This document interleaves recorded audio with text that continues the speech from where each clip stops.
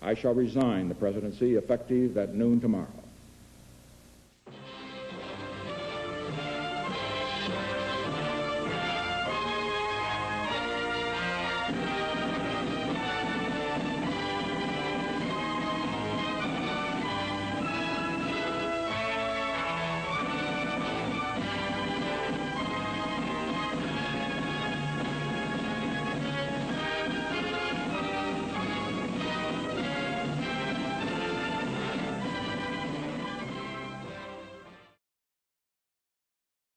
Because, there were these strange stories about plumbers breaking into the Watergate, the Democratic headquarters at the Watergate Hotel.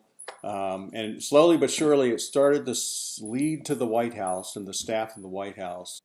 Probably paid increasing attention as things got more serious and it became clear that maybe the president knew something about it. At first, it kind of snuck under the radar. There was a break-in at a hotel in Democratic headquarters, and I kind of knew that, but it wasn't connected to anything higher at that point. So there was a lot of news for a long time, and I wasn't. It was by the time the accusations got to where it had to do with the government, that there were people in high places that were involved with this.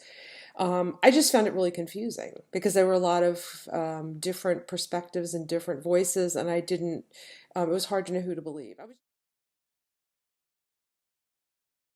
I watched mostly on television news. I would watch the news. It was television news was the only way to get news, pretty much, except newspaper. It wasn't just a news item on the evening news, which was like 30 minutes at most, but they started to cover it during the day.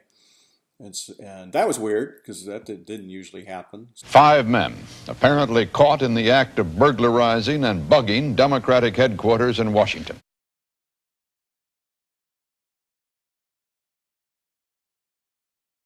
That Walter Cronkite was the anchor on CBS News, and he was such a father figure in my generation. So, I tended to believe everything he said.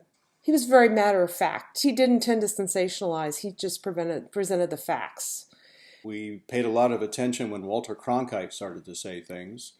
So he kind of laid out some of the growing evidence that it seemed like these guys who had broken into the Watergate Hotel had been paid by members of the White House staff. It was Walter Cronkite that dedicated something like 15 minutes out of a 30-minute evening news broadcast to tell the story. And that was when it really became a narrative.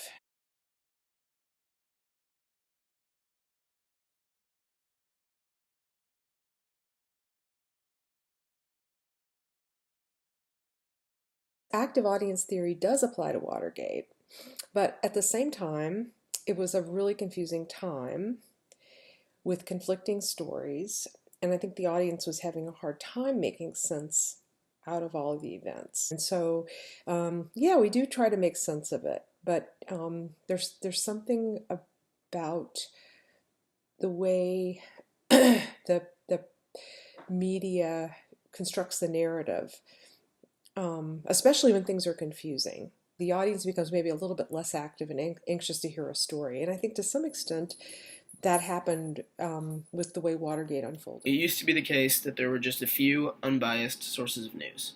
Matter of fact, people like Walter Cronkite telling you things straight up. In today's society, however, we have a vast amount of media outlets. And while it's a positive thing in some regards, it's also negative, because nearly all of those outlets have their own biases and present the news with their own biased slants. When my parents were watching Watergate unfold, they had to be an active audience. Cronkite, and those like him, told them the news unbiased, and he didn't tell them how to feel about it or react to it. Therefore, they had to interpret the news on their own and decide how they personally felt about it. In today's society, media producers often blatantly tell you how you should react to the news. Therefore, it's easy to be less active in interpreting information. However, remaining an active audience is important, since the viewpoints shown by media outlets are typically not the whole truth, but just one side of it. There's a balance of power between media producers and consumers. Because producers control how media is portrayed to viewers, they control a majority of the power in that relationship. However, that's only true to a certain extent.